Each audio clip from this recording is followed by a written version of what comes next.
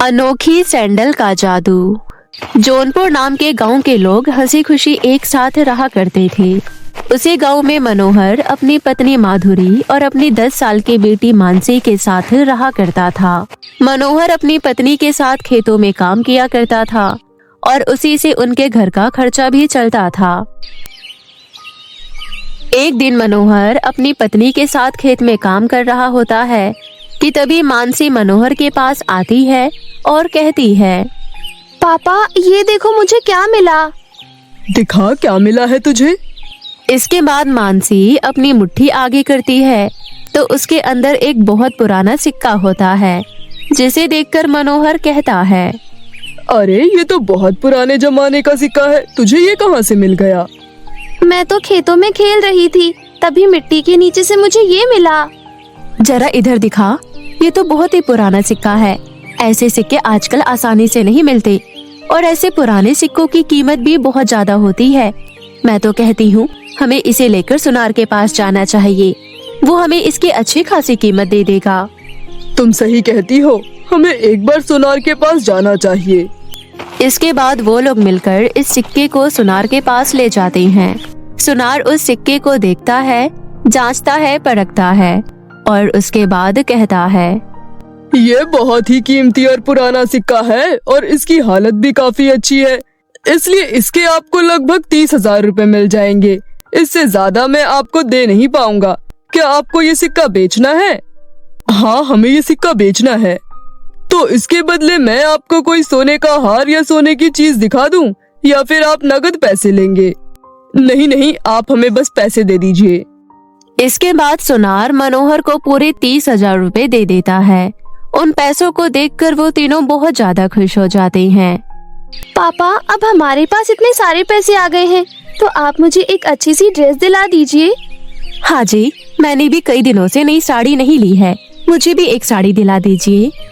ठीक है, तुम दोनों अपने अपने लिए एक ड्रेस और साड़ी खरीद लो, लेकिन इससे ज्यादा नहीं, क्योंकि मैं सोच रहा हूँ कि ये पैसे मैं सेठ को दे दूँ, ताकि हमारा घर जल्दी से जल्दी सेठ के यहाँ से आजाद हो सके।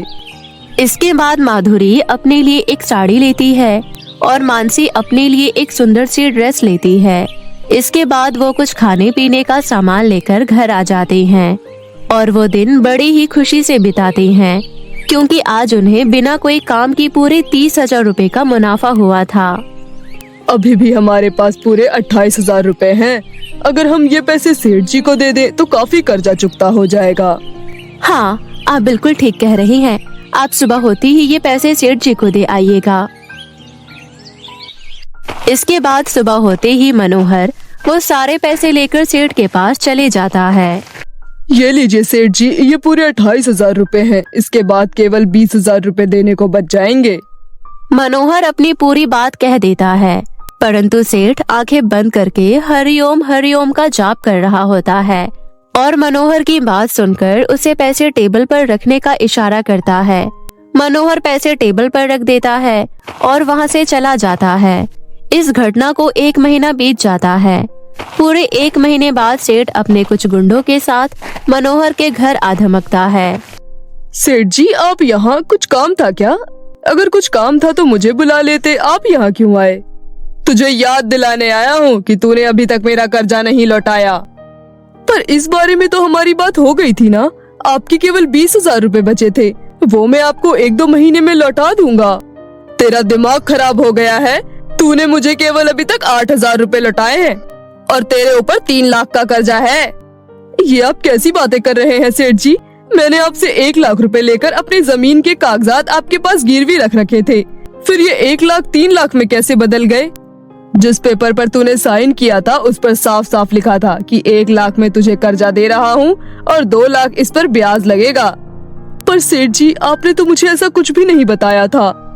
वो सब मैं नहीं जानता, ये सारी बातें पेपर पर लिखी हैं और तूने उन पर साइन भी किया है। अब तेरे पास बस 10 दिन का समय बचा है। 10 दिन के अंदर मेरे पैसे लौटा दे, नहीं तो तुझे और तेरे परिवार को धक्के मार कर घर से निकाल दूंगा। ऐसा कहकर सेठ वहां से चला जाता है। मनोहर अपना सर पकड़कर बैठ जाता है। आखिर मैं 10 दिन के अंदर 2 लाख रुपए से भी ज्यादा रुपए का इंतजाम कैसे करूंगा? हे भगवान, लगता है अब हमें हमारा ये पुश्तैनी घर छोड़ना ही पड़ेगा। मनोहर की ये बात सुनकर मानसी उदास हो जाती है। उसका बचपन इसी घर में बीता था। वो इस घर को छोड़कर नहीं जाना चाहती थी। लगता है हमें ये घर छोड़ना ही पड़ेगा। इस घर को छोड़ने से पहले आखिरी बार इस घर को अच्छे से देख लेती हूँ। पता नहीं फिर मौका मिले या नहीं। ऐसा सोचकर मानसी घर के एक कोने में जाने लगती है और हर एक पल को याद करने लगती है। ऐसा करते करते मानसी स्टोर रूम में पहुंच जाती है।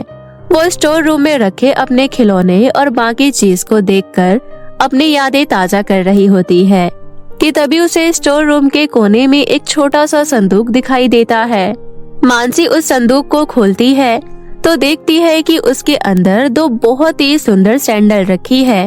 मानसी उस सैंडल को बाहर निकालती है। ये सैंडल तो बहुत ही ज्यादा सुंदर है। मैंने पहले कभी इन्हें यहाँ नहीं देखा और माँ ने भी इनके बारे में कभी नहीं बताया। चलो कोई नहीं, मैं इसे एक बार पहन कर देखती हूँ। ऐसा कहकर मानसी उस सैंडल को पहनती है। ये सैंडल तो मेरे पैरों पर बहुत सुंदर लग रही है। मैं माँ को दिखा कर आती हूँ। ऐसा कहकर मानसी अपनी माँ के पास जाती है। माँ देखो, ये सैंडल कितनी सुंदर है ना, और मेरे पैरों पर ये सैंडल कितनी अच्छी लग रही है, और इस सैंडल से मेरी हाइट भी कितनी लंबी लग रही है ना। बेटा मानसी, तू है कहाँ? मुझे केवल तेरी आवाज सुनाई दे रही है और यहाँ पर रखी हुई ये सैंडल दिखाई दे रही है। तू कहाँ है? माँ, आप मजाक क्यों कर रही हैं? मैं आपके सामने खड़ी हूँ। अजी, जरा इधर आना। क्या हुआ माधुरी? देखो ना, यहाँ से मुझे मानसी की आवाज आ रही है, परंतु वो मुझे दिखाई नहीं दे रही। पापा देखो ना, माँ कैसा मजाक कर रही है। मैं यहीं खड़ी हूँ, फिर भी कह रही है कि मैं दिखाई नहीं दे रही। तेरी माँ बिल्कुल सही कह रही है, तू दिखाई नहीं दे रही है। मानसी को कुछ समझ नहीं आता, परंतु फिर उसके दिमाग में एक बात आती है और वो उस सैंडल को उतार देती है और वो दिखाई देने लग जाती है। लगता है ये सैंडल जादुई है। इसे पहनते ही मैं गायब हो गई और इसे उतारते ही मैं वापस दिखने लग गई। ये तू कैसी बातें कर रही है? और ये सैंडल किसकी है? पूरी बात बता। इसके बाद मानसी सारी बात मनोहर और माधुरी को बताती है। ये सुनकर मनोहर के चेहरे पर मुस्कान आ जाती है। आप कुछ सोच रही हैं क्या? हाँ, मुझे एक बहुत ही अच्छा आइडिया आया है, जिससे हमें ये घर छोड़ना नहीं पड़ेगा और ना ही सेठ को पैसे देने पड़ेंगे। पर वो कैसे? इसके बाद मनोहर सारा प्लान माधुरी और मानसी को बताता है और फिर वो तीनों रात के समय सेठ के घर के बाहर पहुंच जाते हैं। मानसी बेटा, मैंने तुम्हें जो जो बताया था तुम्हें अच्छे से याद है ना? हाँ पापा, मुझे सब कुछ अच्छे से याद है। आप चिंता मत कीजिए, सब सही होगा। ऐसा कहकर मानसी उस सैंडल को पहन लेती है और अदृश्य हो जाती है और अदृश्य होकर सेठ के घर में घुस जाती है। फिर जैसे ही मानसी सेठ के कमरे के पास पहुंचती है तो वो अपने सैंडल को पटकते हुए चलने लगती है। सैंडल की ये आवाज सुनकर सेठ नींद से उठ जाता है। कौन है वहाँ? सेठ इधर उधर देखता है पर उसे कोई दिखाई नहीं देता, लेकिन सैंडल की आवाज अभी भी आ रही होती है। फिर जैसे ही मानसी सेठ के कमरे के अंदर घुसती है तो ऐसे खाली सैंडल को अपने आप चलता देख सेठ हक्का बक्का रह जाता है। तभी मानसी आवाज बदलकर कहती है, तेरी इतनी हिम्मत, तू मेरे बेटे से उसका घर छीनेगा? कौन है आप? कौन है? मैं मनोहर की माँ की आत्मा हूँ। मैं मनोहर के घर में ही रहती हूँ। तूने मेरे बेटे को धमकी दी, उसे डराया धमकाया और ये सब मैंने देखा। मेरे बेटे को घर के कागजात वापस कर दे। अगर कल तक तूने ये नहीं किया तो मैं तेरी जिंदगी नरक बना दूंगी। समझा कि नहीं? मैं समझ गया। इसके बाद मानसी धीरे से करके बाहर आ जाती है और सैंडल उतार देती है। इसके बाद वो तीनों वापस घर आ जाते हैं। जैसे ही सुबह होती है सेठ दौड़ता हुआ मनोहर के पास आता है। सेठ जी, आप फिर यहाँ? अभी तो 10 दिन भी पूरे नहीं हुए हैं। मैं वादा करता हूँ 10 दिन के अंदर मैं कुछ ना कुछ उपाय ढूंढ ही लूंगा। तुम्हें कुछ भी उपाय ढूंढने की कोई भी जरूरत नहीं है। ये आप कैसी बातें कर रहे हैं सेठ जी? अगर कुछ उपाय नहीं ढूंढा तो मैं आपके पैसे कैसे चुकाऊंगा? और अगर मैंने आपके पैसे नहीं चुकाए तो आप मेरा ये घर ले लेंगे। ऐसा कुछ भी नहीं है। अब तुम्हें ना पैसे चुकाने की जरूरत है और ना ही इस घर से बाहर जाने की। ये आप क्या कह रहे हैं सेठ जी? कहीं मैं नींद में तो नहीं हूँ? माधुरी, जरा मुझे चूटी काटना।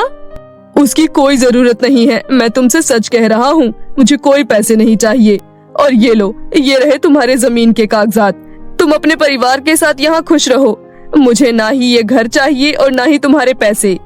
ऐसा कहकर सेठ वहाँ से जाने लगता है और फिर एक बार पीछे मुड़ के धीरे आवाज में कहता है, मनोहर की अम्मा जी, मैंने आपके बेटे को घर के कागजात वापस कर दिए हैं। अब कृपया करके वापस से मेरे घर मत आना।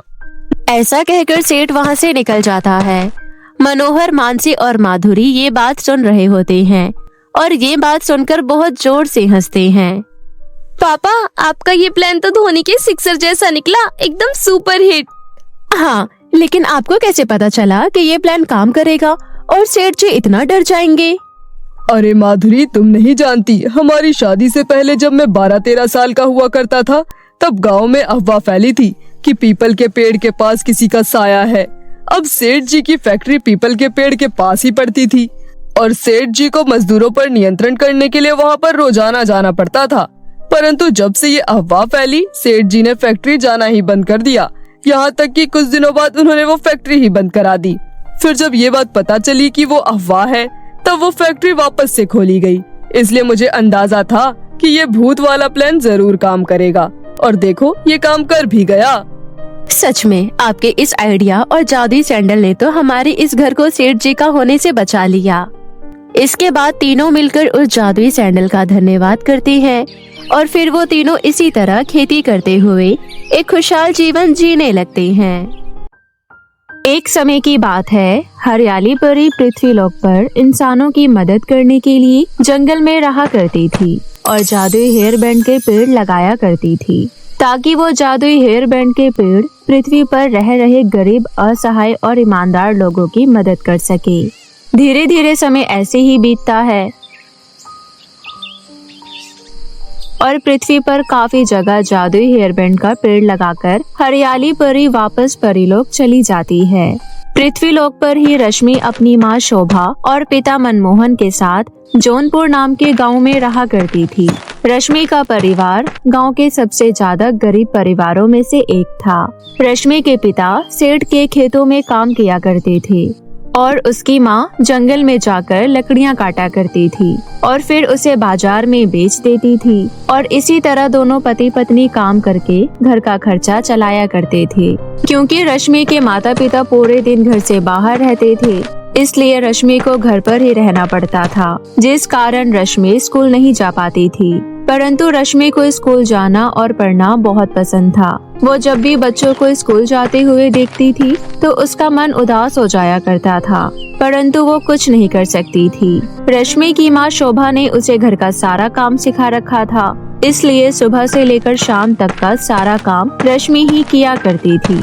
ऐसी ही एक सुबह, रश्मि बेटा, नाश्ता तैयार हो गया क्या? तेरे पापा खेत पर जाने के लिए लेट हो रहे हैं। अगर उन्हें ज्यादा लेट हो गया तो जानती ही है कि सेठ कितना गुस्सा करेगा। माँ, आप चिंता मत करो, नाश्ता बस तैयार हो चुका है।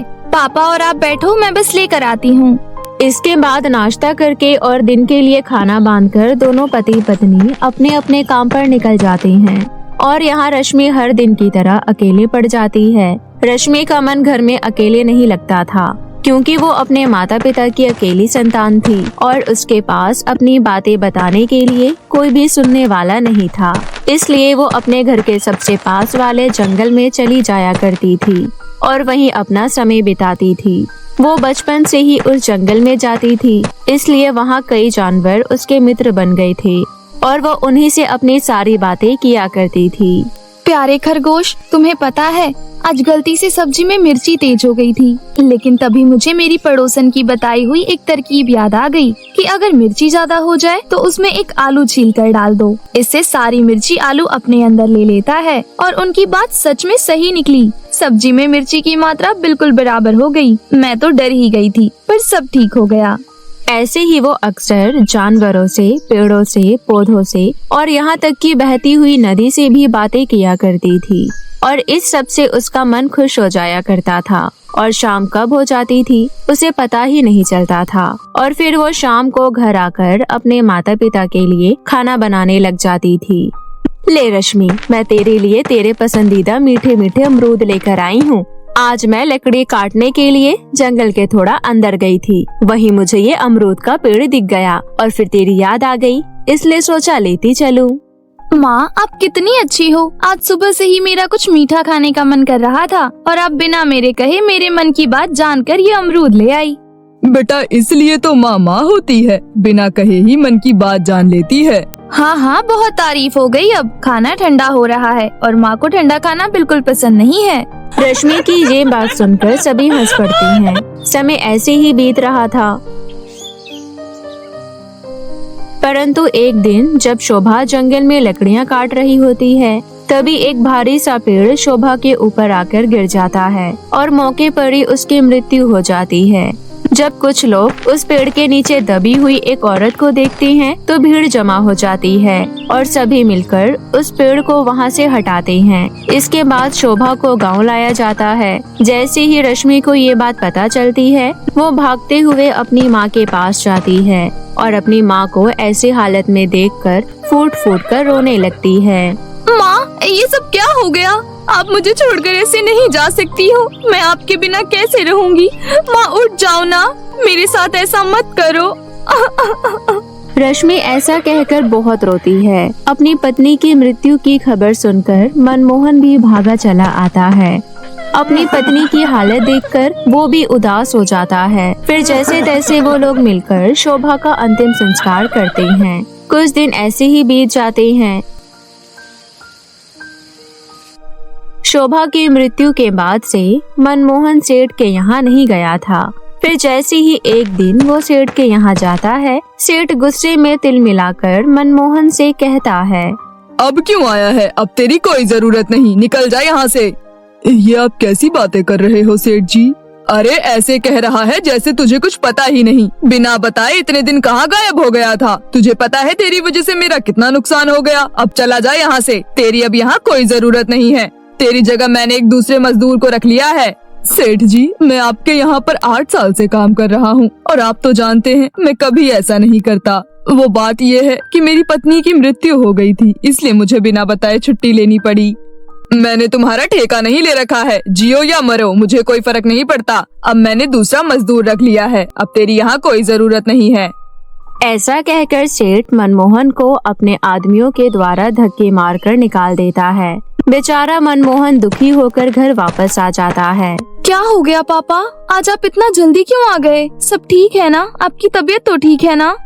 कुछ भी ठीक नहीं है बेटा। सेठ ने मुझे काम पर से निकाल दिया है क्योंकि मैंने बिना बताए कुछ दिनों की छुट्टी ली थी। अब पता नहीं कौन मुझे काम देगा और काम देगा भी या नहीं। ना जाने फिर घर का खर्चा कैसे चलेगा। शोभा के इस दुनिया से जाते ही हमारे सारे सुख चैन और खुशियाँ भी उसी के साथ चली गई।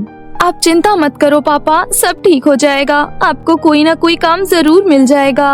इस गांव में तो मुझे कोई काम नहीं मिलेगा। मुझे लगता है मुझे शहर ही जाना पड़ेगा। शहर तो हर किसी को पाल लेता है, हमें भी पाल ही लेगा। ऐसा कहकर मनमोहन दुखी हो जाता है। अपने पिता को देखकर रश्मि भी काफी दुखी हो जाती है। रश्मि भी अपनी माँ की मृत्यु के बाद से जंगल नहीं गई थी। वो जंगल जहाँ वो बचपन से जाती थी और ऐसा एक दिन भी नहीं गया था जब वो उस जंगल में ना गई हो। अभी रश्मि का मन काफी दुखी था, इसलिए वो अपने पिता को खाना देकर उन्हें सुलाकर जंगल आ जाती है। परंतु अभी भी वो दुखी थी। तभी जंगल का एक पेड़, जिससे रश्मि अक्सर बातें किया करती थी, वो रश्मि को देखकर कहता है, रश्मि क्या हो गया? सब ठीक तो है ना? तुम इतने दिन जंगल क्यों नहीं आई? ऐसा पहले कभी नहीं हुआ। तुम बचपन से इस जंगल में आती हो। ऐसा पहली बार हुआ है कि तुम इतने दिनों तक कहीं गायब रही हो। मैं जानती हूँ, पर मेरी माँ की मृत्यु हो गई थी, जिसके बाद से सब कुछ गलत हो रहा है। मेरे पिता को नौकरी से निकाल दिया गया और अब उन्हें कोई काम नहीं मिल रहा है, इसलिए वो कल शहर जा रहे हैं। मेरी माँ के जाते ही हमारी खुशियाँ भी उन्हीं के साथ चली गई, इसलिए मैं यहाँ पर नहीं आ पाई। मैं तुम्हारा दुख समझ सकता हूँ, पर तुम इस तरह दुखी मत हो। देखो, जंगल के जानवर भी तुम्हारे दुख को देखकर दुखी हो गए हैं। तुम ही बताओ पेड़, आखिर मैं क्या करूं? मैं किसी भी तरह अपने पिता की सहायता नहीं कर पा रही हूं और उन्हें ऐसे दुखी भी नहीं देख पा रही हूं। पर मैं तुम्हारी सहायता कर सकता हूं, जिससे तुम अपने पिता की सहायता कर सकती हो। मैं कुछ समझी नहीं। रश्मि, मैं कोई मामूली पेड़ नहीं हूँ, बल्कि हरियाली परी का लगाया हुआ जादुई हेयर बैंड का पेड़ हूँ। हेयर बैंड का पेड़? ये तो मैंने पहली बार सुना है। हाँ, हो सकता है, पर मुझे हरियाली परी ने ही पृथ्वी के कोने कोने पर लगाया है, ताकि मैं जरूरतमंद और ईमानदार लोगों की मदद कर सकूं। तुम तो जरूरतमंद भी हो और ईमानदार भी, इसलिए मैं तुम्हारी मदद करना चाहता हूँ। ऐसा कहकर वो मामूली पेड़ जादुई हेयर बैंड के पेड़ में बदल जाता है। उस पेड़ के हेयर बैंड हर किसी इंसान को नहीं दिखते थे, वो केवल उन्हीं लोगों को दिखते थे जिन्हें वो पेड़ चाहता था। और अब वो सारे हेयर बैंड रश्मि को भी दिख रहे थे। ये तो सच में कमाल है। मैं तुम्हारे साथ बचपन से रहती आई हूँ, लेकिन मुझे इस बारे में पता ही नहीं चला। वो इसलिए क्योंकि तुम्हें उस वक्त इसकी जरूरत नहीं थी, परंतु अब है। तुम मेरे इस पेड़ पर से एक जादुई हेयर बैंड तोड़ लो। रश्मि उस जादुई हेयर बैंड के पेड़ के बताए अनुसार उस पर से एक जादुई हेयर बैंड तोड़ लेती है। रश्मि, ये हेयर बैंड जादुई और बहुत ही कमाल का है। इस हेयर बैंड की सहायता से तुम्हारे सारे दुख दूर हो जाएंगे। पर मैं इसका इस्तेमाल कैसे करूँ? रश्मि, इसे अपने सर पर लगा लो और अपनी कोई भी इच्छा को 2 बार दोहराओ। ये तुम्हारी वो इच्छा पूरी कर देगा। इसके बाद उस जादुई हेयर बैंड को परखने के लिए रश्मि कहती है, हे जादुई हेयर बैंड, मेरे सामने अभी मेरा पेट भरने के लिए स्वादिष्ट खाना प्रकट कर दो। यही बात रश्मि 2 बार दोहराती है और उस जादुई हेयर बैंड के पेड़ की बात सच निकल जाती है। वहाँ सच में बहुत ही स्वादिष्ट खाना प्रकट हो जाता है, जिसके बाद रश्मि पेट भरकर खाना खाती है और उस जादुई हेयर बैंड के पेड़ का धन्यवाद करती है। तुम्हारा बहुत बहुत शुक्रिया जादुई हेयर बैंड के पेड़, तुमने आज मेरी बहुत बड़ी मदद की है। मैं तुम्हारा ये एहसान कभी नहीं भूलूंगी। ये कोई एहसान नहीं है रश्मि, बल्कि तुम्हारी ईमानदारी और अच्छाई का फल है। इसके बाद रश्मि उस हेयर बैंड को लेकर घर आ जाती है, परंतु जैसे ही वो घर आती है तो देखती है कि उसका घर मामूली झोपड़ी से बदलकर एक बहुत ही बड़ा आलीशान बंगला बन चुका है। ये देखकर रश्मि बहुत ज्यादा खुश हो जाती है। वो जैसे ही अंदर जाती है तो अंदर का रंग रूप देखकर और ज्यादा खुश हो जाती है। फिर जैसे ही मनमोहन की आंख खुलती है तो उसकी भी आंखें फटी की फटी रह जाती है और वो रश्मि से पूछता है, रश्मि, ये काया पलट कैसे हो गया? हमारा घर तो एक झोपड़ी था, फिर ये बंगला यहाँ कैसे आ गया? पापा, ये सब इस जादुई हेयर बैंड का कमाल है। ये तुम क्या बच्चों जैसी बातें कर रही हो? पहले मुझे भी यही लगा था, पर ये सब सच है। मैं जिस जंगल में बचपन से जाती थी, उसी जंगल में एक पेड़ है, उसी ने मुझे ये जादुई हेयर बैंड दिया। इस जादुई हेयर बैंड को लगाते ही जो भी इच्छा मांगी जाए वो पूरी हो जाती है। अब हमें किसी भी चीज की कमी नहीं होगी और हम एक अच्छा जीवन जिएंगे। इसके बाद रश्मि उस जादुई हेयर बैंड से कई तरह की जरूरत की चीजें मांगती है। साथ ही साथ उस जादुई हेयर बैंड की मदद से मनमोहन अपना खुद का एक व्यापार शुरू कर लेता है और धीरे धीरे उसका व्यापार चल पड़ता है, जिसके बाद वो दोनों काफी अमीर हो जाते हैं। परंतु अमीर होने के बाद भी वो अपने पुराने दिनों को नहीं भूलते, इसलिए वो अपने जैसे और भी गरीब लोगों की मदद करते रहते हैं। और रश्मि कभी भी उस जंगल में जाना नहीं छोड़ती और हमेशा दूसरों की सहायता करती रहती है और जादुई हेयर बैंड और अपने पिता के साथ हंसी खुशी जीवन जीने लगती है।